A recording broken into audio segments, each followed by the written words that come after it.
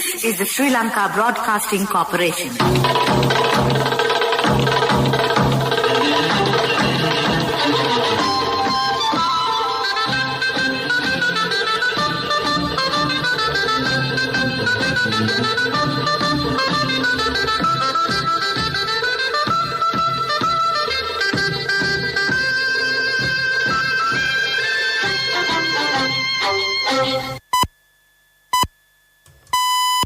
It's precisely 6:15.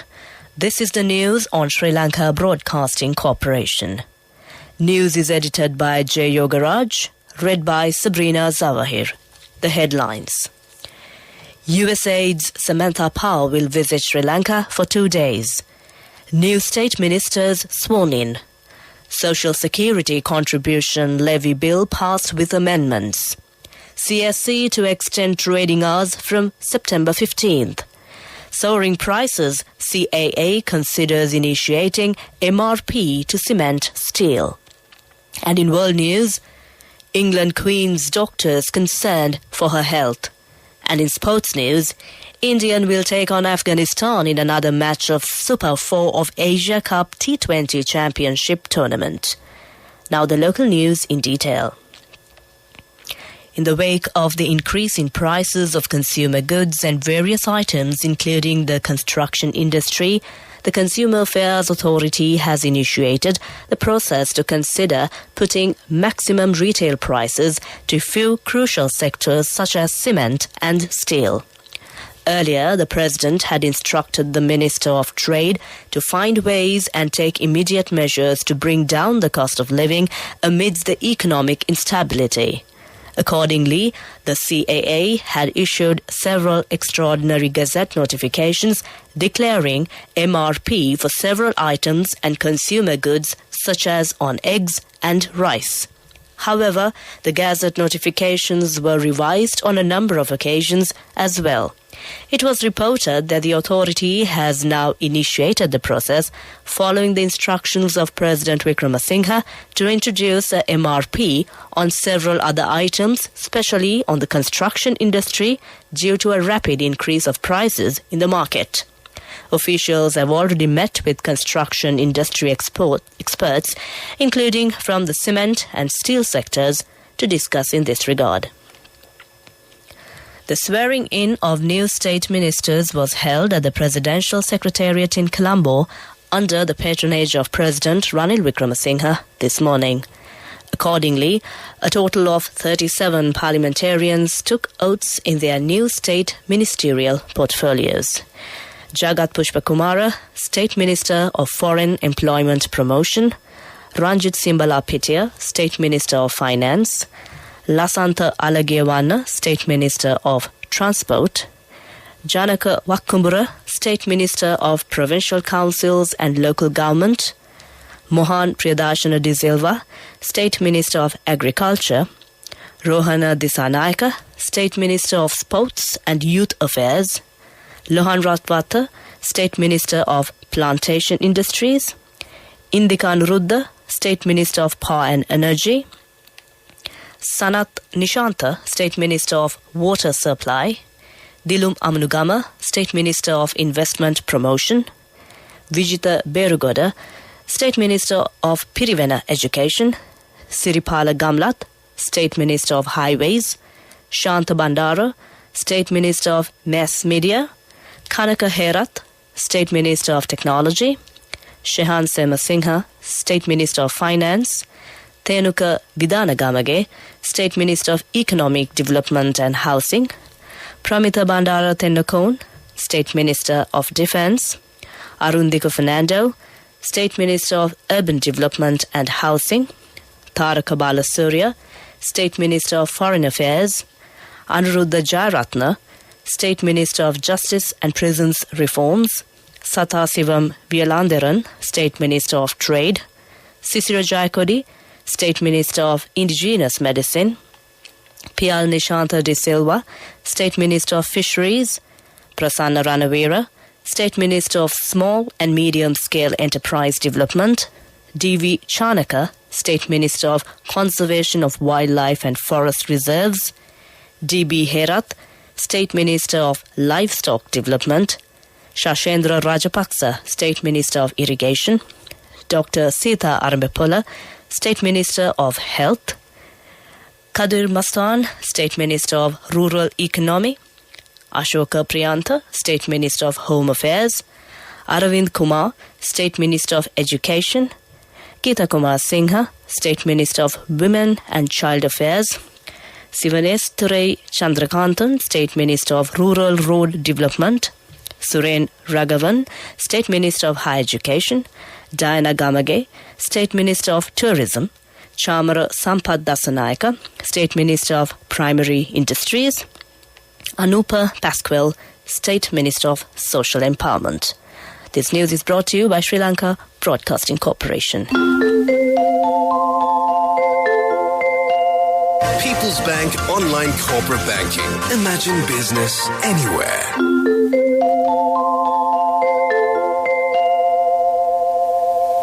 Continuing local news. The second reading of Social Security Contribution Levy Bill has been passed in the Parliament with a majority of 81 votes. Announcing the results of the division, Speaker Mahindayapa Bewardena said a total of 91 parliamentarians had voted for the bill while 10 voted against. At the third reading or the committee stage of the bill, it was passed with amendments. The debate on the Social Security Contribution Levy Bill was taken up for debate in the Parliament today. The debate was held. The Parliament has scheduled the Social Security Contribution Levy Bill for debate on September 8th. The bill was slated to be passed without a debate in Parliament on September 6th, as per a decision taken by the Committee on Parliamentary Business. However, National People's Power leader MP Anura Kumara Disanayaka and Samagi Janabalavegya MP Dr. Harsha De Silva had requested the Speaker to take it up for debate, given that amendments have been submitted for the said bill. The Colombo Stock Exchange has decided to extend its trading hours with effect from next Thursday, that's September 15th. The decision was taken with the consultation of the Securities and Exchange Commission of Sri Lanka and the stockbroking industry. The trading hours will be as follows: pre-open session from 9:30 a.m. to 10 a.m., open auction at 10 a.m., regular trading commences at 10 a.m., market closes at 12:30 p.m. Minister of Power and Energy Kanchana Wijesekara said those who level allegations against the government with regard to the procurement process of coal should submit evidence first. Some used to throw words without any sense, he added. The minister admitted that there is a small issue with regard to the purchase order of coal, but expressed confidence that it will be solved within the next couple of days. There could be a delay in coal import, but will be sorted out after 15th October, the minister added. Ms. Samantha Power, Administrator of the United States Agency for International Development, will make an official two-day visit to Sri Lanka on Saturday, that is September 10th. Samantha Power was sworn into office as on the 19th Administrator of USAID on May 3rd, 2021. Ms. Samantha Power is expected to hold bilateral talks with President, Prime Minister and other high officials during a short stay in Sri Lanka. With that, we conclude the local news. Imagine if you could maintain a firm hold of your operations from anywhere. People's Bank Online Corporate Banking. Imagine business anywhere. The main news story is brought to you by Siddhalepa Vedamahatmya. Minister of Agriculture Mahinda Amaravira says steps will be taken in future to increase the allowance for the employees of paddy storage units. The present allowance paid for these employees stand at 7,500 rupees. This will be increased up to 10,000 rupees in future. Taking into consideration of the present economic situation, the minister plans to increase these wages. Chairman of the Paddy Marketing Board, Neil D'Alvis, said the ministry has focused attention in this regard. The allowances for the employees, including the security guards, will be increased to 10,000 rupees soon, with the cabinet paper to be presented in the next cabinet meeting. That was main news. The main news story was brought to you by Siddhalepa Vedamahatmya. Moving on to Watchlight. Sri Lankan citizens and residents have been given a 1-month amnesty from August 15 to deposit or sell foreign currency in possession without questioning, Cabinet spokesperson Mass Media Minister Dr. Bandula Gunawardena said. The minister said this while speaking at a press conference to announce the Cabinet decisions held at the Government Information Department recently. Accordingly, persons in or resident in Sri Lanka who hold foreign currency notes in possession can deposit those currency into a personal foreign currency account or into a business currency account or sell to an authorized dealer.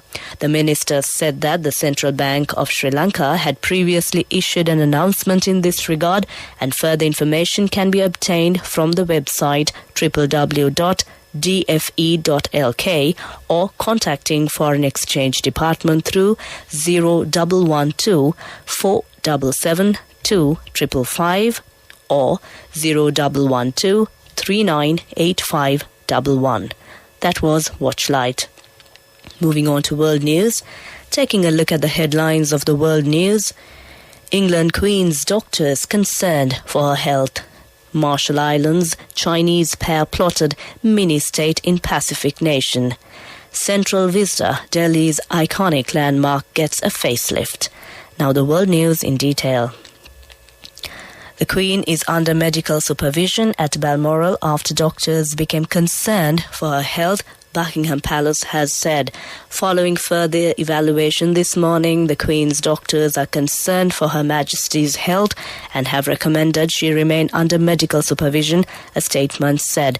The Queen remains comfortable and at Balmoral.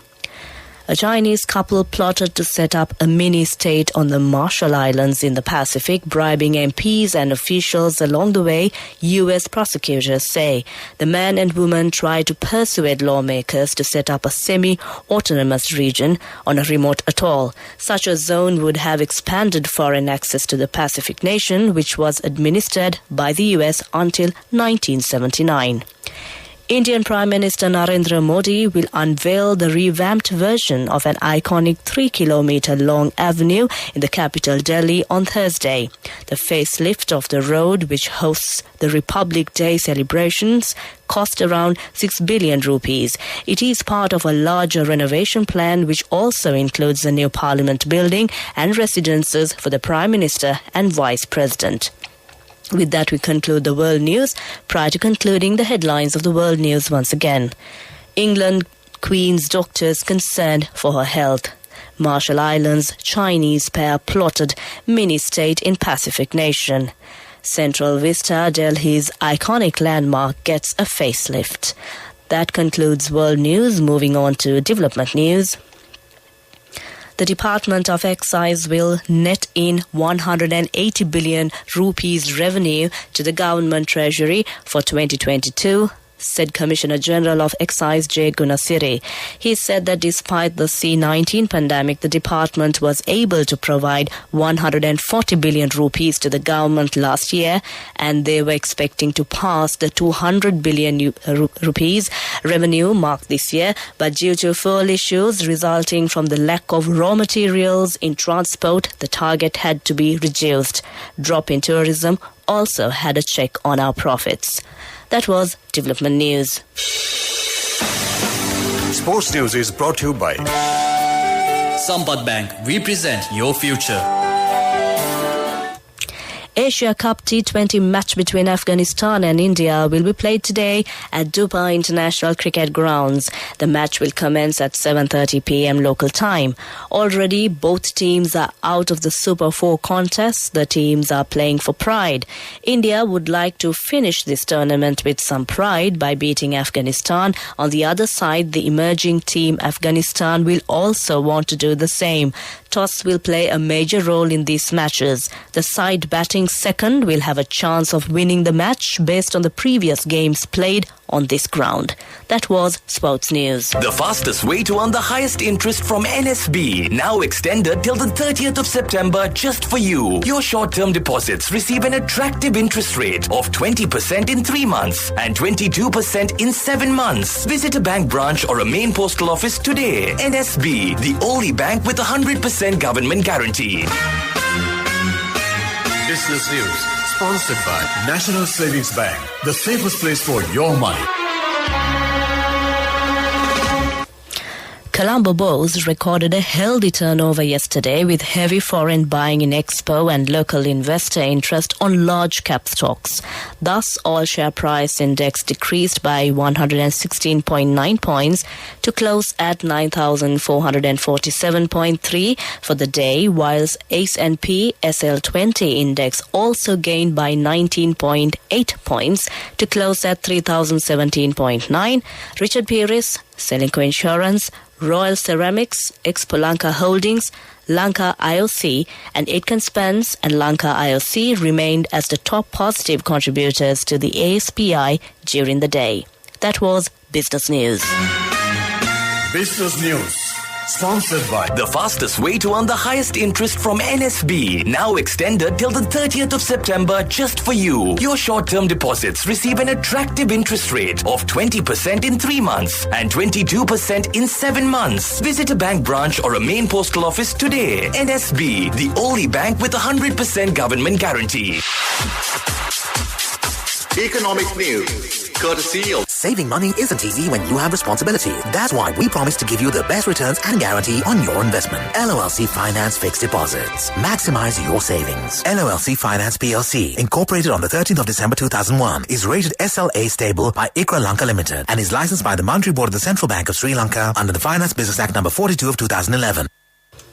City Foundation has joined hands with the United Nations Development Programme in Sri Lanka to pledge its 70 million contribution with a primary focus on the diversification of agricultural livelihoods from paddy to cash crops such as cowpea and mung beans under uncultivated minor irrigation tanks to not only boost stagnant cultivation activities but to ensure food security and increase farmer income for economic recovery. That was Economic News. Saving money isn't easy when you have responsibility. That's why we promise to give you the best returns and guarantee on your investment. LOLC Finance Fixed Deposits. Maximize your savings. LOLC Finance PLC, incorporated on the 13th of December 2001, is rated SLA stable by ICRA Lanka Limited and is licensed by the Monetary Board of the Central Bank of Sri Lanka under the Finance Business Act number 42 of 2011. Finally, we take a look at the weather report. The Met Department says showers will occur at times in western, Sabaragamuwa and northwestern provinces and in Kandy, Nuwara, Galle and Mathura districts. Showers or thunder showers will occur at a few places elsewhere during the evening or night. Showers may occur in the northern province during the morning too.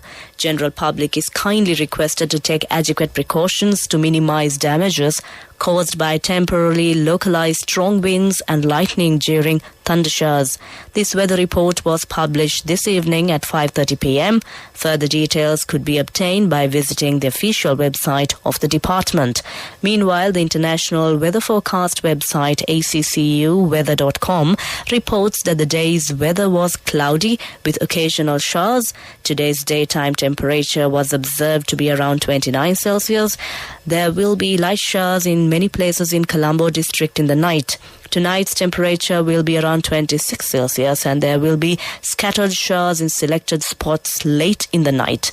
The ground temperature would be 28 Celsius at the time of this news broadcast. The air quality index is 23, which is fair air condition in Colombo.